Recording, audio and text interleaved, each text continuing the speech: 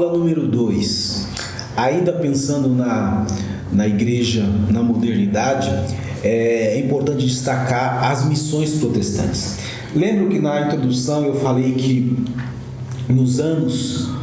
nas décadas que se seguiram à Reforma Protestante, não houve um trabalho intenso de evangelização por conta dessa nova realidade que ainda não havia sido assimilada e por conta da Guerra dos 30 anos, que envolveu tanto católicos como protestantes, e essa ideia de evangelização não aconteceu.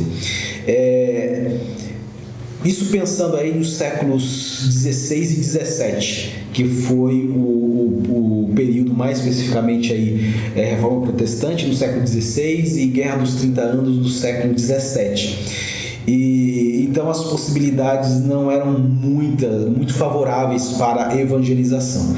Mas a partir dos séculos 18 e 19, houve uma explosão na evangelização do mundo, que a gente pode chamar de evangelização continental, porque não só o continente europeu, de onde advinha a Reforma Protestante, mas os outros continentes, o continente americano, o continente asiático, o continente africano, recebeu uma leva muito grande de missionários que desenvolveram um trabalho de evangelização muito importante.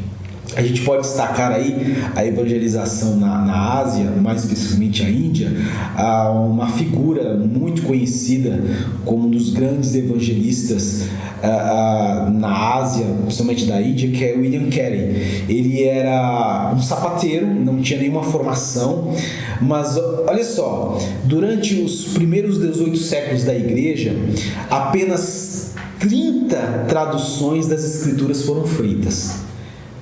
Nos 18 primeiros séculos da história da igreja, 30 traduções haviam sido feitas.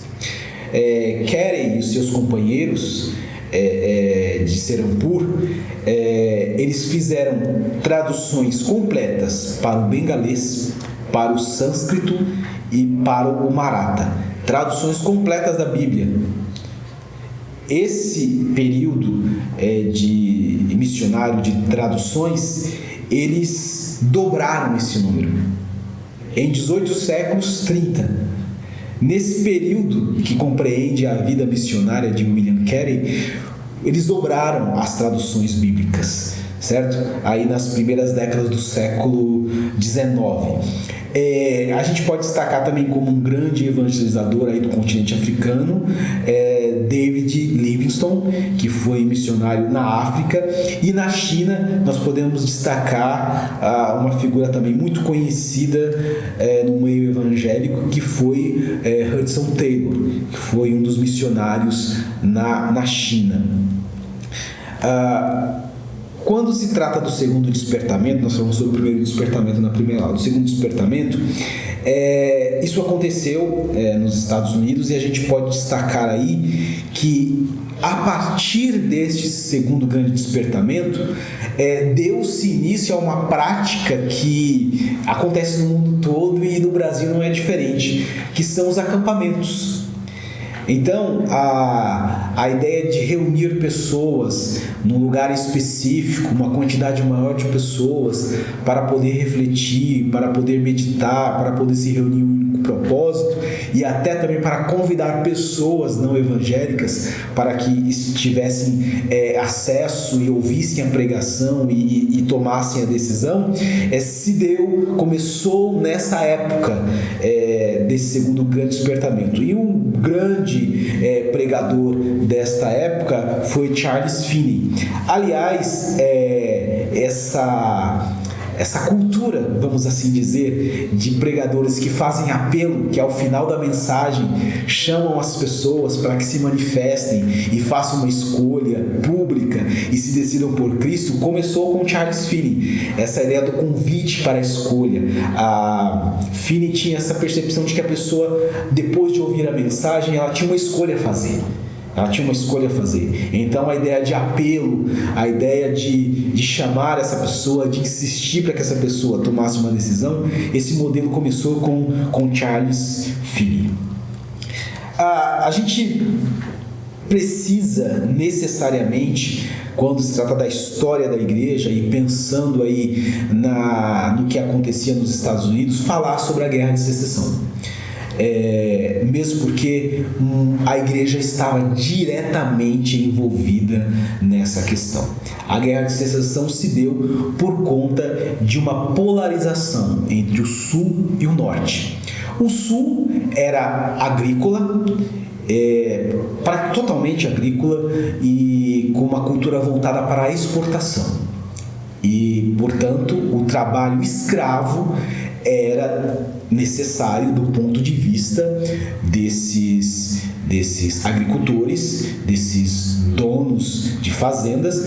Era uma necessidade para eles a mão de obra escrava. O norte já era industrializado e pensava, entendia que a escravidão deveria ser abolida. E por que eu digo que a igreja, mais especificamente nos Estados Unidos, estava envolvida diretamente na Guerra de Secessão, e a gente precisa falar sobre isso? Porque as igrejas do Sul, elas se valiam até de alguns textos bíblicos, é claro, interpretados de forma isolada, para justificar a escravidão. Lembrando que até mais ou menos década de 80, a maior parte da população norte-americana, vamos dizer aqui norte-americana, porque se formos ver por uma questão continental também somos americanos, a população norte-americana se declarava evangélica. E se pensar aí na Guerra de Secessão aí, que se deu de 1861 a 1865, é uma maioria esmagadora de pessoas que declaravam cristãs e tinham como regra de fé e prática a Bíblia que nós usamos hoje. Então usavam textos bíblicos de forma isolada para poder justificar a escravidão e não queriam acabar com a escravidão. E aí, quando da eleição de Abraham Lincoln no início dos anos 1860, então houve uma divisão. Então o norte industrializado e a favor da abolição da escravidão ficou sob o governo de Abraham Lincoln, e o sul, mais alinhado com uma cultura agrária e também totalmente contrária à abolição da escravidão, ficou sendo presidida por Jefferson Davis. E é claro, foi uma guerra aí que durou de 1861 a 1865, 4 anos, uma das guerras mais sangrentas da história da humanidade, que culminou com a vitória do norte. Logo, o norte, mais industrializado, tinha muito mais capacidade bélica, e o sul acabou não resistindo. Apesar de nos primeiros momentos de campanha, nos primeiros meses de campanha, talvez até no início do segundo ano de campanha, o sul tenha tido vitórias expressivas, mas acabou não suportando, mesmo porque do lado norte muitos negros acabaram sendo recrutados para o exército. Aumentou o contingente e até mesmo o poder de fogo do norte. Isso culminou com a devastação do sul. Aliás, eu sugiro que, se vocês tiverem acesso, pois a gente pode estar até vendo aqui com a coordenação do curso, se houver essa possibilidade, de que vocês assistam um filme clássico aí, E o Vento Levou, que vai dar uma percepção de como que era essa polarização de sul e norte, e como o sul ficou devastado após a derrota dos sulistas na Guerra de Secessão. E é importante que a Guerra de Secessão ela vai ser determinante para a implantação do protestantismo no Brasil. É claro que antes da Guerra de Secessão já havia tido incursões, já havia acontecido de outros países tentarem trazer a pregação do Evangelho para o Brasil. Lembrando que o Brasil, a partir de 1500 1500, se tornou propriedade de Portugal, um país extremamente católico. Então, a religião que era predominante, praticamente única, era a religião católica. Mas 55 anos depois do chamado descobrimento, né, alguns historiadores, principalmente o Boris Fausto, ele vai dizer que a expressão descobrimento ela não é correta, porque o Brasil não era inabitado, o Brasil era habitado. Então ele usa uma expressão aí, até um neologismo de achamento do Brasil. Os portugueses acabaram achando o Brasil, mas não descobrindo, porque ele já era habitado. Então, 55 anos depois, os franceses fizeram uma tentativa no Rio de Janeiro, em 1555. Em 1557 foi realizado o primeiro culto evangélico no Brasil, mas os franceses foram expulsos, né, do Brasil e não houve sucesso na implantação do protestantismo no Brasil. Isso veio acontecer há quase 100 anos depois, em 1630, quando os holandeses chegaram, em 1624, quando os holandeses chegaram em Salvador. E de 1630 a 1654, eles se estabeleceram ali mais para o Nordeste, Pernambuco, Rio Grande do Norte. Mas também foram expulsos pelos portugueses. E aí, a partir de 1849, com o advento da imigração, porque aí houve a proibição do tráfico de escravos, ainda não era a abolição da escravidão no Brasil, mas a proibição do tráfico de escravos. Isso tinha a ver também com um acordo entre Brasil e Inglaterra. Mas a partir de 1824, nós tivemos aí o chamado protestantismo de imigração, que foram os primeiros imigrantes que vieram para o Brasil para substituir a mão de obra escrava. Então, a partir de 1824 começou aí o protestantismo de imigração, com os primeiros alemães vindo para o sul do Brasil. Aí, a partir de 1881, nós temos o chamado protestantismo de missão. Primeiro com os batistas e depois com os luteranos, mais ou menos em 1900. Por que eu disse que a Guerra de Secessão foi determinante para o protestantismo no Brasil? Porque até então havia o chamado protestantismo de imigração. Então eram imigrantes que vinham e se instalavam no Brasil, estabeleciam seus cultos, mas, por exemplo, os primeiros imigrantes alemães estabeleceram os cultos e os cultos eram realizados na língua alemã, assim como os primeiros americanos, quando vieram para o Brasil de forma a imigrar, eles também realizavam os cultos em inglês. Então, os cultos não eram realizados na língua nativa do Brasil, certo? Então, quando veio o protestantismo de missão, então aí o foco não era os cultos serem realizados para as pessoas que vinham de outros países, mas sim voltado para as pessoas do Brasil. Então, a partir de 1881, chega do Brasil o casal Bagby, William Buck Bagby e a sua esposa Anne Luther Bagby. Ele havia recentemente, em 1880, havia sido ordenado pastor ali no sul dos Estados Unidos, e alguns meses depois ele se casou e 2 meses depois embarcou para o Brasil, sentindo o chamado de Deus para evangelizar no Brasil. Lembrando que, por conta da devastação do sul dos Estados Unidos, o Brasil ainda era, apesar de ainda ser um país enorme, com uma capacidade agrária muito grande, imagine naquela época, estamos falando aí do final do século XIX. Então, o imperador Dom Pedro II, ele fez concessão de terras para muitos americanos, principalmente ali da região sul.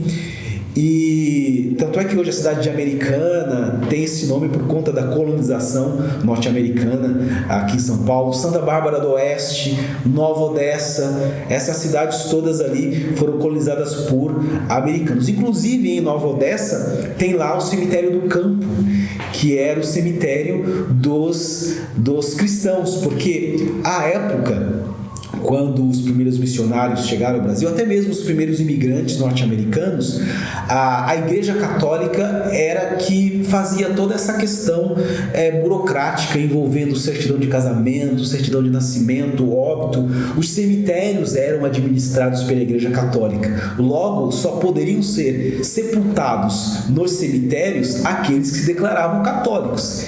Quem, segundo a Igreja Católica, fosse considerado pagão ou herege, porque é assim que os protestantes eram vistos, eles não podiam ser enterrados nos cemitérios administrados pela Igreja Católica. Então os americanos compraram um terreno, e nesse terreno, aqueles que por acaso morressem, fosse de doença ou qualquer, mas quem morresse tivesse que ser sepultado, não podia ser sepultado num cemitério católico. Então esse terreno foi comprado e até hoje está lá em Nova Odessa e pode ser visitado desde que seja agendado uma visita, mas está lá e até hoje, vamos dizer assim, um museu a céu aberto e muito interessante para que seja visitado. Então o casal Begg começou essa evangelização fundando ali igrejas em Santa Bárbara. Santa Bárbara já tinha uma missão, mas ali eram cultos que eram realizados na língua inglesa, mas fundaram a Igreja da Bahia, eles fundaram a Igreja Batista no Rio de Janeiro, em São Paulo, da Liberdade, a do Brás. Então começou aí um grande trabalho de evangelização, como diz os luteranos, a partir de 1900.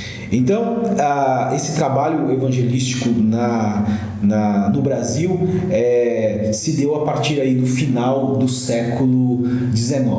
O trabalho protestante de missão, porque o protestantismo de imigração já havia começado já no início do século XIX.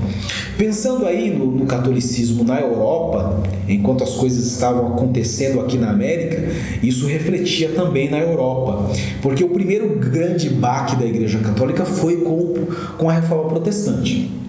Uma perda que só se compara ao cisma do Oriente, quando a Igreja do Oriente se separou da Igreja do Ocidente e a Igreja do Ocidente ficou como sendo a Igreja Romana, a Igreja Católica Apostólica Romana, e a Igreja do Oriente se tornou a Igreja Ortodoxa. Inclusive até um desejo do Bento XVI de uma reaproximação com a Igreja Ortodoxa, e agora com essa guerra entre Ucrânia e Rússia, isso ficou ainda mais difícil de acontecer. E o segundo baque, aí pensando dentro desse contexto que estamos estudando, foi o Iluminismo, porque o Iluminismo começou a questionar essa autoridade da Igreja. O Iluminismo questionava a autoridade da Igreja, o Iluminismo colocava em xeque os princípios cristãos e a Igreja Católica perdeu muito. Para vocês terem uma ideia, houve perseguição até mesmo ao Papa, do Papa ser sequestrado, ser isolado em um determinado lugar, porque o Iluminismo estava crescendo, eram pessoas com capacidade crítica muito grande, a ponto de, através da razão, derrubar as bases da fé para muita gente.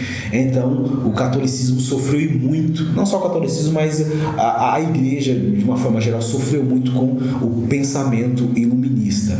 Nessa época, o Papa Pio IX, ele condenou numa encíclica o racionalismo, o naturalismo e a separação entre igreja e Estado, que foi uma das máximas do iluminismo. Ele condenou as sociedades bíblicas, o socialismo, que eram tidos como incompatíveis com a fé católica. Em 1854, esse mesmo Papa, ele proclamou como dogma a Imaculada Conceição de Maria, que ensinava que esta foi concebida sem pecado original. essa é uma questão para ser tratada em outras disciplinas, porque tem um aspecto teológico mais profundo que precisa ser tratado, mas com certeza em outras disciplinas, se não foi tratada, vai ser tratada essa questão do dogma envolvendo Maria. Em 1869 foi convocado o Concílio Vaticano I. Ele afirmou a infalibilidade do Papa, que é outra questão teológica a ser discutida, e dizendo que o Papa ele tem autoridade, e em alguns momentos essa autoridade do Papa ultrapassa até a autoridade bíblica, por isso precisa ser discutido, e com certeza será discutido, se ainda não foi, em outras disciplinas. Pessoal, esta aula número 2, e nós nos vemos na próxima aula número 13. Bons estudos para vocês e um grande abraço.